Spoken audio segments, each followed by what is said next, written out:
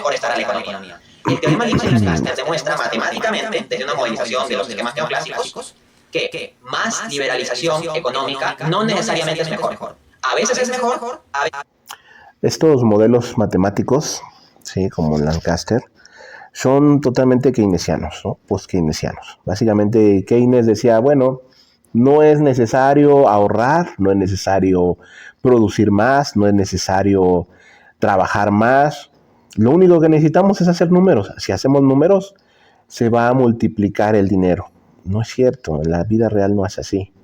Ajá, las economías grandes como Estados Unidos les gusta hacer eso. ¿Por qué? Porque les permite mantener un control, no solamente de su población, en el caso de Estados Unidos hasta a nivel mundial. Imprimir dinero les permite comprar armas y dominar todo el mundo. Pero eso a la larga no funciona. ¿Por qué? Porque no se está produciendo más. No estás produciendo más dinero. Simplemente estás imprimiendo más dinero. Y todos esos modelos son keynesianos. Son keynesianos directamente. No, el resultado no está predeterminado. Y eso es lo que se ve en la experiencia de los países. Más es aumentar el peso del Estado en ciertos países no siempre va a ser mejor. Aumentar el libre mercado en ciertos países no siempre va a ser lo mejor. Claro, no siempre va a ser lo mejor, pero ¿para quién? ¿Para quién? Porque si aumentas el Estado, para el Estado va a ser lo mejor. Claro, va a llegar a un punto en que donde vas a reventar a los productores y se van a ir, los capitalistas se van a ir como en Venezuela. Se van los capitalistas, se va el capital y te quedas con un terreno baldío donde ni siquiera puedes sacar el petróleo porque no tienes tecnología. ¿Sí? Aquí es mucho más avanzado. ¿Qué carajos es lo de la tecnología? ¿De dónde sale la tecnología? La tecnología no sale del Estado, la tecnología sale de la iniciativa privada. ¿Sí? Cuando uno tiene iniciativa privada, el empresario dice, bueno, ¿cómo le puedo hacer para producir más barato que mis competidores? Porque esa es la única manera en que yo voy a vender más y voy a ser rico. Si no puedo hacer eso, no lo voy a hacer. Pero el estatal, pues no hace nada. O sea, el estatal dice, no, pues vamos a repartir el pastel que hay ya. O sea, si es poquito, pues le damos una migaja a cada quien y listo. Si se va haciendo más chiquito el pastel, pues da igual, vamos repartiendo cada vez menos entre la gente. Eso no sirve, el estatismo no sirve, no crea riqueza. Ningún estado crea un peso de riqueza. Simplemente imprimen dinero, devalúan su moneda, provocan la inflación y destruyen la economía de los países. Por lo tanto, uno tiene que tener un estudio cuidadoso de la situación específica de cada país para ver cuál es el mejor equilibrio entre Estado y mercado. Y ese equilibrio debe pensarse como un equilibrio dinámico. No es que tú digas 40% Estado, 60% mercado, y de aquí, por los siglos de los siglos, amén, así funcionará esta economía. No, a cada rato. Es una utopía lo que plantea Dante, ¿no? Una utopía en la que voy a ir pudiendo aumentar o disminuir el Estado a mi gusto. No, la gente se vuelve dependiente del Estado. Y la gente que se vuelve dependiente del Estado va a pelear y va a matar inclusive con tal de defender su calidad de vida. ¿Sí? En México, por ejemplo, llegó el presidente y bajó los sueldos a todos los políticos. Los políticos ganaban arriba de 200,000 pesos mensuales, se los bajó a menos de 100,000. Había políticos que ganaban más de 500,000 pesos mensuales, una cantidad grosera. Y se los bajó a todos a menos de 100,000, que es el sueldo del presidente. ¿Cuál fue la reacción? Ataques, movimientos, marchas, violencia. Se desarrolló un tipo de pejefobia aquí en México, en donde una persona que le gustaba el presidente, estaba en otro país, se llevó una botarga del presidente y cuando ganó México se le ocurrió ponerse la botarga para celebrar. Había gente con esta pejefobia que casi lo linchan. ¿Por qué? Porque hay una reacción violenta de quienes viven del Estado. O sea, no es que tú vas a poder incrementar o disminuir el Estado. Eso no existe, Dante. Eso es absurdo, ¿sí? El Estado, en cuanto tiene poder, y eso lo explica la escuela austríaca muy bien, se empieza a inflar. Es un monstruo que crece y crece y crece y que no lo vas a poder detener. Al Estado le puedes dar un poquitito de poder y de ahí se va a volver un monstruo. Precisamente los países nórdicos ahorita tienen ese problema. Su Estado ya les come el 70% de la renta. Sí, claro, tienen una capacidad económica ellos muy alta. Cada ciudadano, pues básicamente sería millonario en Latinoamérica. Cada uno de esos ciudadanos tienen una cantidad de dinero tremenda y por eso es que parece que no hay problema. Pero a la larga se va a ir acabando esos recursos si no se manejan bien. De hecho, ahorita los estados nórdicos, que muchos se apelan para hablar del socialismo, estos países lo que hacen es tener toda la riqueza que tienen, la tienen metida en empresas capitalistas, ¿no? Google, Apple, todas las empresas capitalistas que ustedes se imaginen, ahí tienen invertido su dinero en acciones estos países nórdicos. ¿Por qué? Porque el socialismo no deja nada, no genera riqueza. Lo único que genera riqueza es precisamente el capitalismo. Hay que estar revisando ese equilibrio de forma dinámica. Pregunta 11. ¿Qué piensa de los libertarios que proponen recorte de gastos públicos para afrontar la crisis? Como ya decía, me parece que tienen una especie de receta ideológica cerrada que quieren aplicar automáticamente a todos los casos. Y el Fondo Monetario Internacional tiene esta enfermedad mental, o sea, ve un problema de crisis y automáticamente a recortar gastos. Y los primeros gastos que se recortan son los gastos sociales. ¿No? Y los libertarios ahí, que a recortar gastos y a reducir el tamaño del Estado. Vamos a entender un poco lo que está hablando. Cuando nos está hablando de una crisis, estamos hablando de que económicamente no hay dinero, ¿vale? Un país se queda sin dinero. ¿Qué solución tenemos ante la falta de dinero?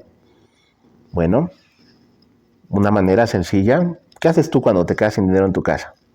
O sea, que por ejemplo te quedaste sin trabajo y a lo mejor encontraste un trabajo pero ganas menos. O te quedaste de plano sin trabajo. ¿Qué es lo que haces tú? ¿Qué es lo primero que haces? Pues obviamente recortar gastos. Dices, ¿sabes qué? Vamos a cancelar el Netflix, vamos a cancelar el internet de 500 megabytes, vamos a poner el internet mínimo, vamos a apagar las luces, vamos a ahorrar gas, vamos a bañarnos cada tercer día. Haces una serie de recortes en tus gastos porque no tienes más ingresos. Bueno, lo que propone Keynes, que es precisamente lo que está proponiendo Dante, es vamos a imprimir dinero. Vamos a imprimir dinero, vamos a invertir en obra pública, vamos a construir puentes, vamos a construir esto para incentivar la economía y que haya dinero. El problema es que esa es una trampa. Es una trampa que a corto plazo puede parecer genial. Puede imprimir millones. Ahí en Venezuela es lo que hicieron. Imprimieron millones y la gente diario comía carne y la gente sentía que estaba en la opulencia y se sentían ricos viviendo con Hugo Chávez. Pero claro, después resulta que el dinero ya no vale nada. El dinero hoy en día lo tiran a paladas a la basura, lo queman, porque su papel moneda no vale absolutamente nada. Imprimes el dinero y de un principio parece que tiene valor, pero después poco a poco se va viendo que no tiene ningún valor y las economías internacionales lo van desechando, lo van descartando y finalmente tu moneda pierde todo su valor. Al día de hoy no vale ni siquiera el papel en el que está escrito. Eso es lo que propone Dante. Propone no bajar el gasto público, no ahorrar, porque no tenemos suficiente ingreso, y en vez de eso, imprimir dinero. Vamos a imprimir dinero y vamos a incrementar o mantener el gasto público igual para que la economía se mantenga ahí trabajando. Es lo que inclusive están haciendo ahorita en Estados Unidos. Ya tienen el doble de su deuda. Ya superaron la época de la Segunda Guerra Mundial. Imagínense, la Segunda Guerra Mundial, crisis mundial, porque todo el dinero se estaba yendo a la guerra, al armamento, a los soldados, etcétera. Se tuvieron que endeudar imprimiendo moneda. Y ahorita con el COVID tuvieron que hacer lo mismo. Y ahorita ya están más endeudados, ya deben más del doble de su PBI. Entonces, realmente lo que propone Dante es exactamente lo que propone el keynesianismo, ¿no? Y el keynesianismo pues es como que el hijo matemático de Marx. Ahí les dejo eso de tarea. Ojo, no digo que nunca haya que recortar gastos. Hay ciertamente ciertos gastos ineficientes que hay que recortar. Hay cierta organización del Estado que puede ser más grande de la cuenta y que hay que optimizar. Con eso estoy de acuerdo. Muy bien. Eso es verdad, Dante. El Estado es el más ineficiente, la empresa más ineficiente del mundo. No existe ningún Estado eficiente. ¿Por qué? Porque por definición no sirve. Yo estudié en administración pública y me dijo un profesor, la diferencia entre un administrador privado y uno público es que el privado, la empresa lo recompensa por ahorrarse dinero, por ser eficiente en los gastos. A un administrador público no, lo despiden, porque si él logra ser eficiente en los gastos, lo que va a suceder es que les van a recortar el presupuesto al ayuntamiento. Entonces, no sirve el estatismo, Dante. Date cuenta, amigo. Pero el problema con los libertarios es que plantean que siempre y necesariamente, en todos los casos, va a ser positivo recortar el tamaño del Estado. Y eso no. Hay ocasiones en que el tamaño del Estado debe mantenerse en contextos de crisis o incluso aumentar. Me explayaría demasiado hablando sobre la cuestión del keynesianismo, la necesidad de políticas fiscales expansivas en época de crisis, pero desde ya es un tópico que cabe la pena mencionar. Si se pusiera a extenderse con eso, va a terminar besándole los pies a Keynes. Entonces eso, para mí el problema con los libertarios es que plantean esto como receta única. Yo lo plantearía como receta en algunas circunstancias. Falso. Los libertarios no proponen esto como receta única. Aparte de reducir el Estado a la mínima expresión, se plantean mecanismos para superar estos problemas. Uno de estos, claro, es el avance tecnológico. Ese celular con el que estás viendo o esa computadora con la que estás viendo este video, se lo debemos precisamente al capitalismo, ¿no? Al liberalismo de mercado. Y precisamente, aparte de eso, se tienen muchas soluciones. Yo les invitaría a buscar en internet al profesor Ancho Bastos, Huerta de Soto, al profesor Manuel F. Ayau, que son personas influidas por la escuela austriaca que proponen esas soluciones. Tienen canales de YouTube, ahí ustedes lo pueden buscar, donde proponen las soluciones a crisis como esta. Por ejemplo, por darles una idea general, así muy, muy breve, para crisis como esta del COVID, y todas clases de crisis, ¿no? Se proponen seguros, ¿no? Las empresas aseguradoras, sí, pues básicamente asumen un riesgo y cobran una renta. Y cuando llega a haber alguna catástrofe, estas aseguradoras ponen dinero para el trabajo. Claro, todavía se tiene que trabajar mucho en esto y hay muchas soluciones, no solamente es esta, tecnológicas, informáticas y demás. No tendría el tiempo ahorita para explicarles todas, pero no es que el liberalismo, los libertarios simplemente propongan, vamos a reducir el tamaño del Estado. Eso es lo mínimo con lo que se empieza, pero hay muchísimas más soluciones que a un Estado no se le va a ocurrir, porque el Estado es una bola de burócratas que solamente viven de, pues, apropiarse de la renta de los demás. Pero la iniciativa privada está buscando siempre de dónde voy a poder innovar para hacerme rico. Si ustedes se dan cuenta, los que innovan son los que se hacen ricos. Los que no innovan y son ricos solamente porque trabajan en el Estado y roban a la gente. Examinando previamente la realidad, no desde la ideología sin la realidad. Pregunta 15. ¿Es viable el distributivismo chestertoniano? Como alternativa al capitalismo liberal y al comunismo marxista, Chesterton plantea el distributivismo, de acuerdo con el cual la propiedad de los medios de producción debería difundirse lo máximo posible. Chesterton ve que en el capitalismo liberal en la práctica, con esa guerra libre, en realidad los más fuertes terminan venciendo a los más débiles y concentran el poder, concentran los medios de producción. De hecho, Chesterton encontraba que más capitalismo terminaba llevando a menos capitalistas. O sea, una cantidad pequeña de personas concentrando los medios de producción. Ya empezó a hablar de medios de producción, ¿no? Ya está dejando a un lado un poquito el keynesianismo, ya va a entrar al marxismo. Pero antes de que entre, vamos a hablar acerca de esto que está proponiendo. Eso es falso. En el libertarismo no es que unos pocos se queden, o más bien no es malo que unos pocos se queden con los medios de producción. O sea, digamos que alguien construya carros, ¿no? Y hay 20 empresas que construyen carros. Y una empresa se destaca por las demás y es la que se queda con el puesto de construir y vender carros. Se empieza a generar un monopolio, que algunos podrían pensar, es malo que haya un monopolio. No, este monopolio no es un monopolio malo, no es un monopolio construido por el Estado y por corrupción. Estos monopolios son monopolios porque la gente libremente elige comprar con esa empresa, porque es la que mejor servicio les da, la que mejor producto les da, la que les da lo mejor por el precio más bajo. Si no fuera eso, le vas y le compras a otra empresa. Si tú tienes una forma de hacer un auto más barato o mejor o con alguna innovación, lo haces y le ganas el mercado a esa empresa. O sea, estos monopolios de hecho ni siquiera duran mucho. ¿Sí? ¿Por qué? Porque estos monopolios se basan en dar el mejor trato, el mejor producto y el mejor servicio a los clientes. ¿Sí? ¿Por qué Bill Gates tiene millones de descargas de sus programas? ¿Por qué vende tanto? ¿Por qué es millonario? ¿Por qué fue uno de los hombres más ricos del mundo? Y ya no lo es. Bueno, porque ya llegó un momento en el que directamente hubo competencia. Pero mientras él estuvo en la cima, nadie le ganaba porque era el que daba más barato. Un programa de $100, $200 que tenía un valor para los usuarios de $1,000 o más. O sea, ¿quién lo iba a poder competir? Nadie. Lo que propone Dante, pues básicamente es distribuir los medios de producción exactamente como lo hacía Marx. Ahorita vamos a ver para que se siga hundiendo. En el estatismo marxista, en cambio, ¿qué se hace? Que se le quita los medios de producción a todos los agentes privados, pero se le da esos medios al Estado. Entonces solo el Estado concentra todo. Lo que buscaba Chesterton era la desconcentración de los medios de producción. Que todas las personas podamos tener acceso a... Perfecto. Vean, ni siquiera Marx lo entiende.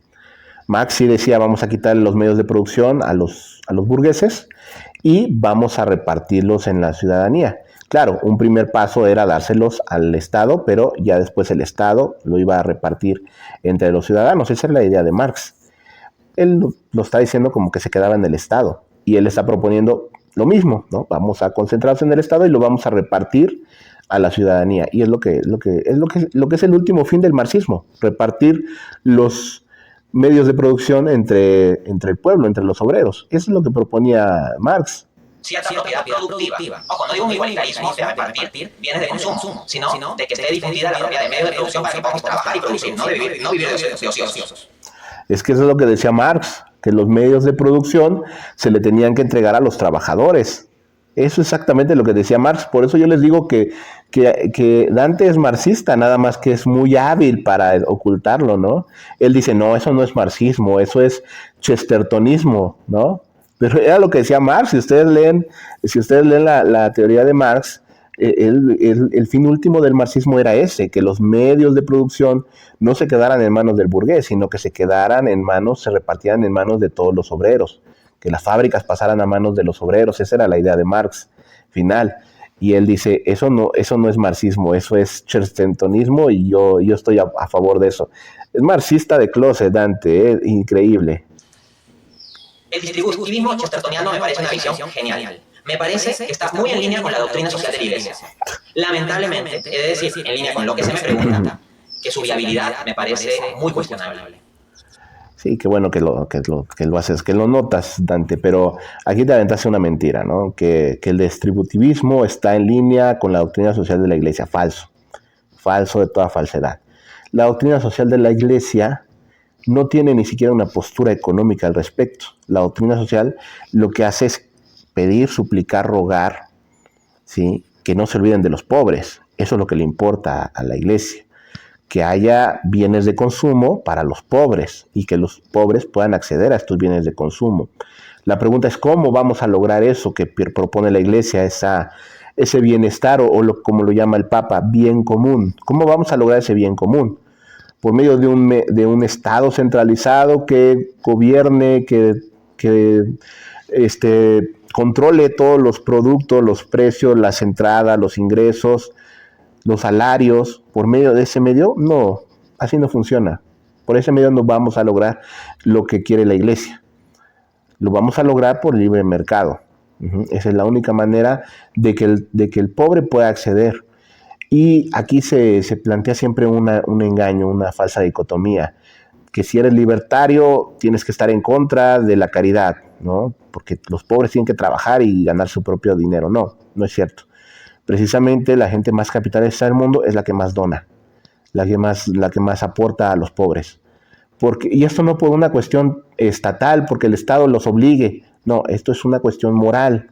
Y ese es el error, ¿no? Que Dante quiere dar al César lo que es de Dios y a Dios lo que es del César. Así no va Dante. Dar al César lo que es del César y a Dios lo que es de Dios. La economía, a libre mercado, y la moral a Dios, ¿no? Nosotros somos morales y ayudamos a los pobres, no porque los pobres nos obliguen, no porque el Estado nos obligue, porque Dios nos lo manda, porque somos morales, somos buenos. Y quien no lo quiere hacer, ya se arreglará con Dios cuando muera. Nosotros no somos jueces, nosotros no somos Dios para obligarlos a que le den a los pobres. Pero yo te aseguro que la gente con dinero es gente más humana y gente que apoya a los pobres. Yo te aseguro que esto es así. Tus principios me parecen excelentes. Lamentablemente, el distributivismo es una propuesta demasiado buena para un mundo demasiado malo. Ese es el problema. El problema no es el distributivismo, el problema es el mundo malo que tenemos. ¿Por qué? Porque en la práctica... Aquí está el error de Dante, ¿no? Dante cree que el mundo es malo, ¿vale? El hombre es malo. No confía en el hombre, y quiere obligarlo a ser bueno, ¿no?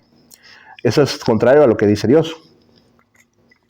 Dios sabe que el mundo es malo, Dios sabe que el hombre es malo, pero no lo obliga, porque sabe que dentro de esos malos hay algunos que no son tan malos. No te voy a decir que son buenos, porque la Escritura dice que no hay ni unos buenos, solamente Dios en el cielo. Pero sabe que hay unos que no son tan malos y les da libertad y les da, como dice en francés, ¿no? Laissez-faire, laissez-passer. Dios deja hacer, deja pasar. Sí, va a llegar un momento del juicio, pero mientras tanto los deja hacer y los deja pasar. Y realmente Dios permite esto porque Dios es libertario. Dios no es un estatista que dice, bueno, yo los puedo controlar desde aquí y aquí les obligo a darle al pobre. No, Dios no lo manda como sus mandamientos, pero quien quiere lo obedece y quien no, no. Dante lo que propone es, igual que Marx, obligarlos por la fuerza a que lo den. Los grandes poderes financieros, políticos, económicos, más o menos en un contexto de globalización donde las estructuras de dominación son internacionales, ¿permitirían una difusión amplia de la propiedad entre todas las personas? Ahí está la situación, ¿no? Él parte de la idea de que los poderes políticos son malos y que son poderes de dominación en el libre mercado. Eso es falso. En el libre mercado, quien más se supera es quien es más humanitario, quien ayuda más. Imagínate, ¿tú con quién irías a comprar, por ejemplo, jabón? ¿Con el que tiene esclavizada a la gente, con el que es malo, con el que es corrupto? ¿O irías con el que es bueno, con el que hace caridad, con el que hace labor social? ¿Irías con el que es ecologista? Vale, pues obviamente que tú vas a ir con la mejor persona, porque estamos hablando de humanos, ¿no? Estamos hablando de relaciones interpersonales, que es lo que es la doctrina social de la Iglesia. Nos enseña a convivir con otros humanos, con otras personas. Y Dante parte de la idea de que los medios de económicos poderosos, pues ellos dominan el mundo porque son malos. No, lo que sucede es que hay una cuestión política ahí, hay una cuestión de estatismo, y el Estado ha hecho grandes poderes económicos, que son a los que él se refiere y con los cuales yo también estoy en contra, pero no es porque sean empresarios realmente, empresarios honestos, que trabajan y que hacen unas cosas increíbles. No, son ricos porque tienen un monopolio de poder con contubernio con el Estado, ¿no? No lo creo. Lo combatirían con toda su fuerza y sería muy difícil. Y tendría que entrarse una lucha política muy dura. Y cuando digo muy dura, quiero que se entienda, muy dura, para subvertir esta situación. Y la verdad que el distributivismo creo que se puede aplicar bien en comunidades pequeñas, en zonas rurales, relativamente aisladas de la globalización. Pero que se aplique a nivel global como sistema económico, si bien me gustaría, no lo veo viable, dado los poderes enormes que se opondrían.